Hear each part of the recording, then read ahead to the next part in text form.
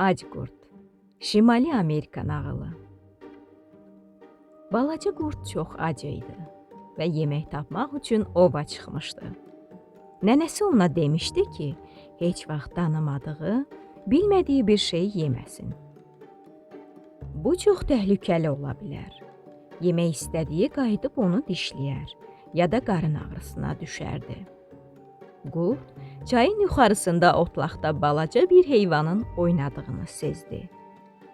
Bu ağ tüklü heyvan idi və ondan ləzzətli qəlyanaltı iyi gəlirdi. Qurd bu heyvanın adını bilmirdi. Ona görə də onu yeməyə çəkinirdi. Ancaq çox acmışdı deyə belə bir hiyləyə əl atır. O, oğrun-oğrun ağ tüklü heyvana yaxınlaşıb dedi: "Sabahın xeyir, mənim adım Qurddur və sənin adın nədir?" Heyvan gözlərini bərəldib qurda baxdı və cavab verdi: Mən hələ çox balacayam, heç adımı da bilmirəm." "Yaxşı görək, sən öz adını bilməlisən," qurd dedi. "Bəlkə də heç mənim adım yoxdur," deyə ağ tüklü heyvan çiynini çəkdi. "Hər şeyin bir adı olur. Demək ki, sənin də olmalıdır." Qurd ona ətrafı göstərdi. "Bax, görürsən, bu otdur. Bunlar da çiçəkdir. Mən isə qurdam. O uçan isə kəpənəkdir. Görürsən də, hər şeyin öz adı var. Deməli, sənin də adın olmalıdır." "Bugün səhər fermer mənim yunumun üstünə nəsə yazdı. Bəlkə də mənim adımdır. Oxuya bilərsən?" Qurd ağ tüklü heyvanın arxasına keçdi və onun üstündə mavi işarə gördü. Lakin bu mavi işarə sadəcə nöqtələr və xırda ləkələrə oxşuyurdu. "Mən bunu oxuya bilmirəm," qurd dedi. "Sən axı çox yaxında dayanmısan. Daha yaxşı görmək üçün bir addım geri çəkil. Onda hərfləri oxuyarsan, mənim də adımı bilərsən." Qurd yazını daha yaxşı görmək üçün bir addım geri çəkildi. Elə bu vaxt qəfildən ayağı boşa çıxdı və qayadan təpəsi aşağı iti axan çaya yıxıldı. Balaca qurd çayın içində çabalayanda ağ tüklü heyvan qayanın başından baxıb qışqırdı: "Ey, mənim adım Quzudur. Eşidirsən? Mən quzuyam. Sən isə axmaq qurdsan və heç vaxt məni yeyə bilməyəcəksən. Mən sənə kələk gəldim." Bir neçə həftə sonra balaca qurd quzunu tapıb heyfini çıxmaq üçün yolunu həmin otlaqdan saldı. Qayadan yıxılandan bəri kürəyi ağrıyırdı və möhkəm soyuqlamışdı. Amma bu dəfə quzunu ələ keçirəcəyinə əmin idi. İndi quzu biraz böyümüşdü. Ona görə də qurd qədər sürətli qaça bilməzdi. Beləliklə qurd qəfildən hücum edib quzunu tutdu. Qayalıqlardan və çayın yanından keçib təpələrin arasına qədər sürüyə-sürüyə apardı.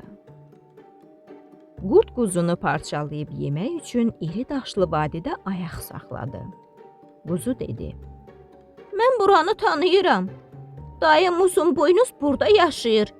Əgər o məni burada yediyini görsə çox əsəbləşər və səni buynuzlayar. Ona görə yaxşısı budur məni başqa yerdə yeyəsən."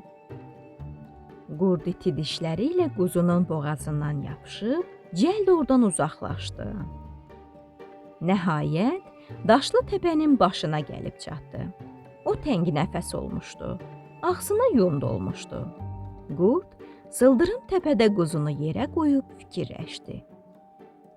"Görəsən onu elə burdaca yeyə bilərəmmi?" "Mən bu yeri tanıyıram." Quzu ətrafa baxıb dilləndi. "Xalam iti dırnaq burada yaşayır. Məni burada yediyini görsə özündən çıxar və iti dırnaqları ilə səni parçalayar. Gərək sən məni başqa yerdə yeyəsən." Qurd quzunu yenə dişinə alıb yoluna davam etdi.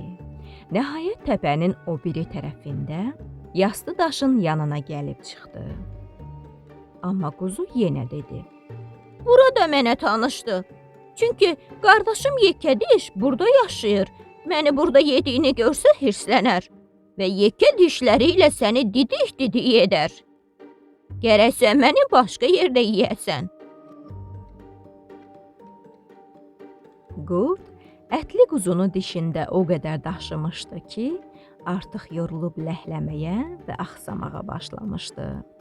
Lap axırda o elə əldən düşdü ki, yorğunluqdan yerə yıxılıb xırıldayırdı.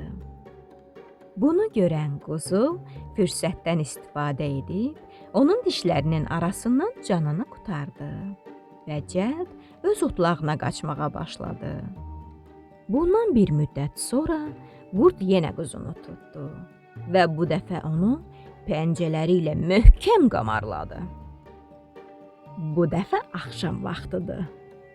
Quzunun yunu ağzına dolan qurd mırıldandı: "İndi səni yediyimi görən olmayacaq. İstədiyim yerdə dayanıb səni yeyərəm." "Haqlısan, amma biz sonuncu dəfə qarşılaşandan bu yana sənin haqqında o qədər yaxşı şeylər eşitmişəm ki." Hiyləgər quzu dilləndi. Qurdun dinmədiyini görüb davam elədi: "Deyirlər qurdun səsi başqa heyvanların səsindən çox fərqlənir. Torağaylar günəşin çıxmağına nəğmə qoşur. Cırcıramalar günəş batanda oxumağa başlayır. Canavarlar isə ayı vəsf edir. Həm də eşitmişəm ki, sənin səsin bütün canavarların səsindən daha qəşəng imiş." Pəncələri yunla dolu olan qurd qımışdı. Sən demə o, başqa canavar balalarından daha yaxşı uluyurmuş. "Məni yeməzdən əvvəl sənin nəğməni eşitməyi çox istərdim." Quzu dedi: "Xahiş edirəm, son arzumu yerinə yetir, mənim üçün oxu." Beləliklə qurd quzunu yerə qoydu. Ağzını aya uzadı, ulamağa başladı. O, ay üçün öz canavar nəğməsini oxudu. Uzun uzadı və bərkdən uladı. Qurd uluyandan sonra dönüb ətrafına boylandı. Quzu qeybə çəkilmişdi. Onun ulamasından sonra ətrafa çökən sakitlikdə qurd rahat-rahat öz tövləsinə gedən quzunun gülüşünü eşitdi. "Sən heç vaxt məni tuta bilməyəcəksən." Qurd quzunu yenidən tutmuşdu. "Yaxşı, yaxşı, sən yenə məni tutdun. Ancaq çox təəssüf ki, mən sadəcə qəlyanaltıyam. Yemək yox. Elə balacayam ki, əgər indi məni yesən, günortaya qədər yenə acacaqsan. Elə deyil?" Qurd başı ilə təsdiqlədi. "Ancaq biraz gözləsən, mən yayın axırına qədər qəşəng otlardan yeyərəm. Sonra sənin üçün lap böyük yem olaram. Onda bütün ailəni nahara qonaq dəvət edərsən." Quzunu dişi ilə tutub saxlayan qurd onun nə boyda olduğunu hiss edə bilirdi. Haqlıydı. Ona böyük göstərən sıx yunuydu. Əti elə də çox deyildi. "Sən məni əvvəl də tutmusan. Mən yekəlib qoyun olandan sonra lap asta gəl olacam. Əmin ol ki, sən məni onda da asanlıqla tuta biləcəksən və onda daha iri ov olacam." Quzu onu inandırmağa çalışırdı. Balaca quzu yeməkdənsə, ətli qoyun yemək əlbəttə ki, daha yaxşı idi. Odur ki, quzunun dedikləri qurdun ağlına batdı. O quzunu yerə buraxdı. "Görüşənə qədər." Həmin yay quzu qurdu uzaqdan görən kimi əl yelləyir və deyirdi: "Gör sənin üçün necə çalışıram. Bacardığım qədər çox yeyirəm ki, kök və qəşəng olum." "Ye, ye." Hə mənim şirinlərim. Beləcə, payızda qurd quzunu yenidən yaxaladı.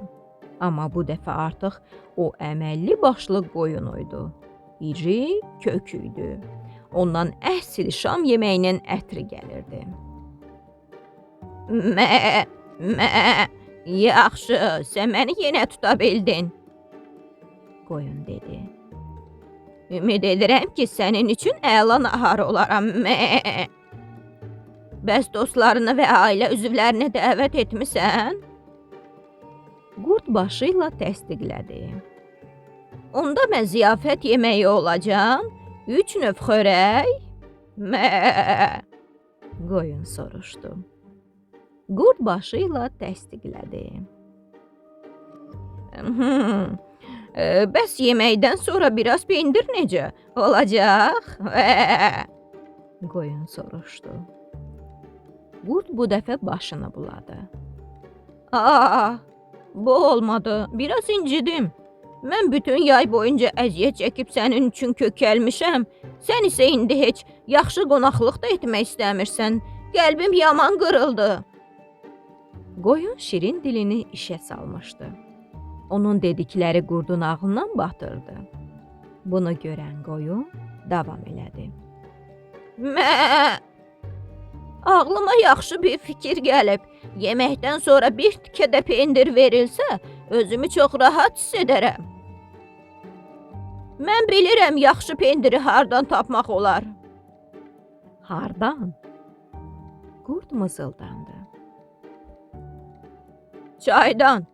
Orada suyun içində böyük, yumru, ağ pendir parçası var. Suya baş vur. İti caynaqlarınla pendiri tut. Sonra süfrəyə əsas yemək kimi əvvəlcə qoyun əti verərsən. Pendiri də əlavə yemək kimi qoyarsan. Mə. Qurd cığırla asta-asta çayın sahilinə indi. Qoyun haqlıydı. Orada suyun içində böyük, yumru, ağ pendir parçası var idi.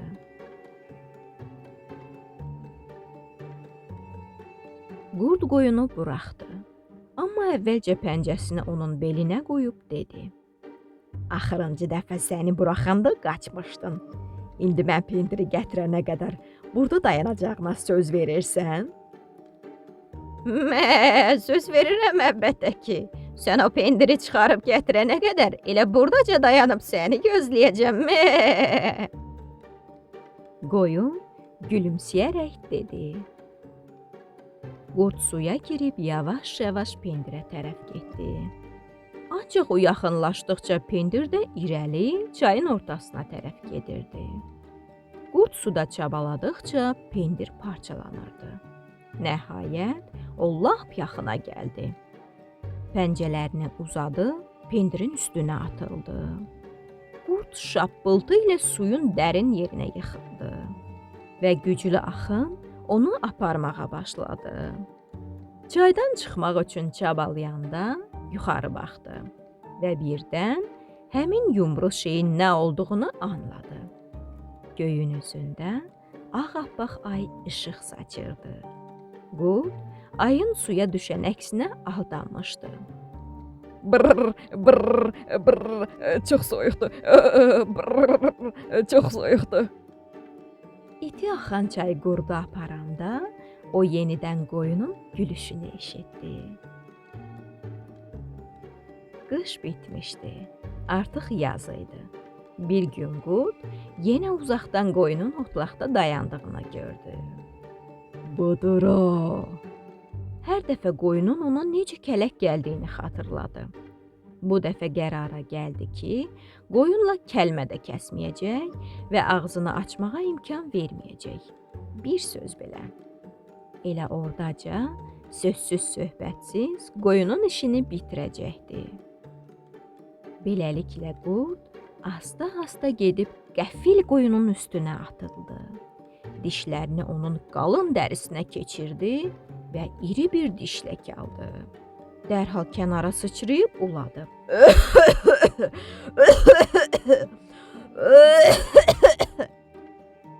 Qoyunun əti necə bərk və duzludur. O öskürüb tüpürdü. Dilim acışdı, boğazımda yanır. Qurd su içmək üçün üzü aşağı çaya tərəf götürüldü. Ancaq elə sürətlə qaçırdı ki, müvazinətini saxlaya bilməyib çaya yıxıldı. Bununla da üçüncü dəfə yenə axın onu apardı. Suların qoynunda çabalayan qurd bağırırdı. Qoyun çox pis dadır. Mən bir də heç vaxt qoyun ya da quzu yemərəm. Elə bu vaxt qoyun qayanın arxasına tərəf addımladı. O tikanlı kollardan, duzlu palçıqdan və yundan hazırladığı yalançı qoyuna baxdı. Sonra dönüb səsləndi. "Me, gəlin mənim quzu balalarım." İki balaca tüklü quzu qayanın arxasından asta-asta çıxdı. "Ağıllı balaca quzularım, siz canavarın dişindən qurtulmaq üçün yaxşı danışmağı və doğru düşünməyi öyrənməlisiniz." deyə qoyun balalarına məsləhət verdi. Hələ də uzaqdan qurdun lamağı eşidilirdi. Mən bir də qoyun yemərəm. Qoyun gülümsədi və dedi: "Me! Yaxın gəlin mənim quzularım. Sizə öz ağıllı hiylələrimlə danışacağam." Balaca quzular analarına qısıldılar. Qoyun hekayəni lap başdan danışmağa başladı. "Diqqətlə qulaq asın mənim quzularım. Balaca qurd çox acı idi və yemək tapmaq üçün ova çıxmışdı.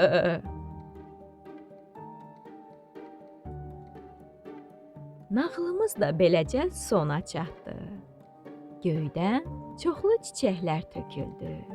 Biri sənin, biri mənim, biri onun, biri bunun, qalanı isə yer üzündəki bütün uşaqların.